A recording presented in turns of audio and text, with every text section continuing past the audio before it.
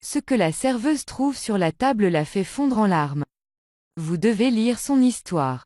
Un soir, alors qu'il est en voiture, un homme voit une vieille dame bloquée sur le bord de la route dans une Mercedes.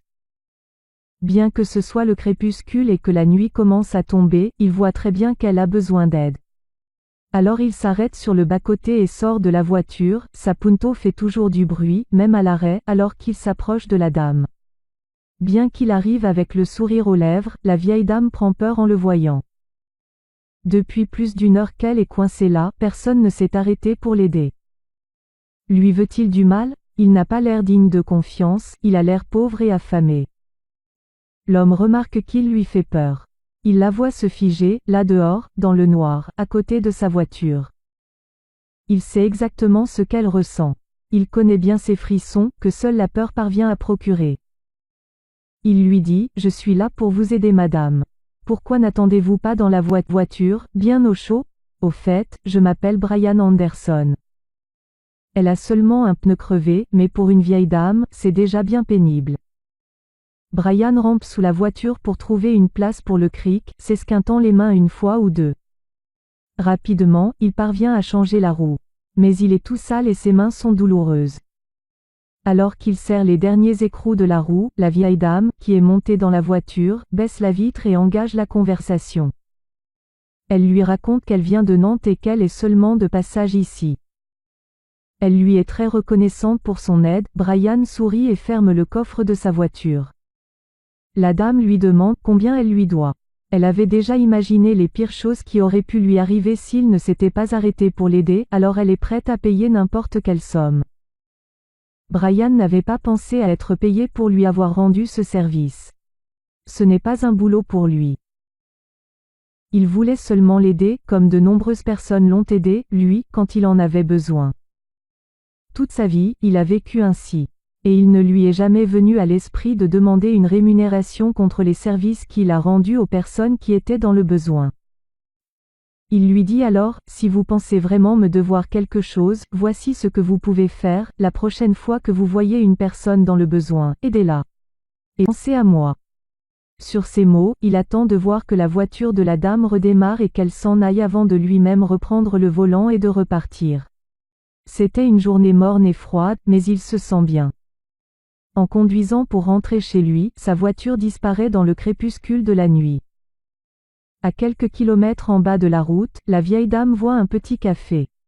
Elle s'y arrête pour manger un morceau et se relaxer avant de repartir pour la dernière étape de son voyage.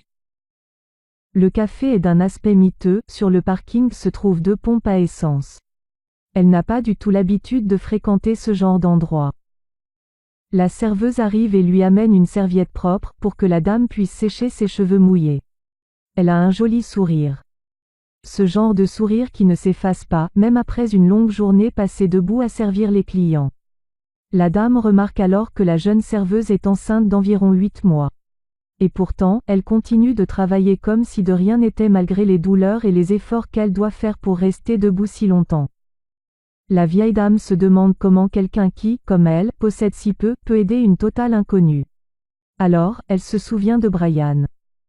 Après avoir fini son repas, la dame paye l'addition avec un billet de 100 €. La serveuse se rend vite à la caisse pour lui rendre la monnaie, mais la vieille dame en profite pour s'éclipser par la porte.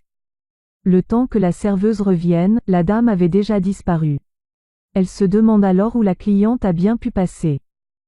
Puis, elle remarque qu'elle a laissé un petit mot sur une serviette en papier. Alors qu'elle le lit, des larmes commencent à couler sur ses joues. Vous ne me devez rien. J'ai vécu cela aussi. Quelqu'un m'a aidé une fois, de la même façon que je vous aide maintenant. Si vous pensez vraiment me devoir quelque chose, voici ce que vous pouvez faire. Ne brisez pas cette chaîne de l'amour et aidez vous-même une personne dans le besoin. Sous la serviette, la serveuse trouve 4 autres billets de 100 €. Il reste toujours des tables à débarrasser, des sucriers à remplir et des clients à servir.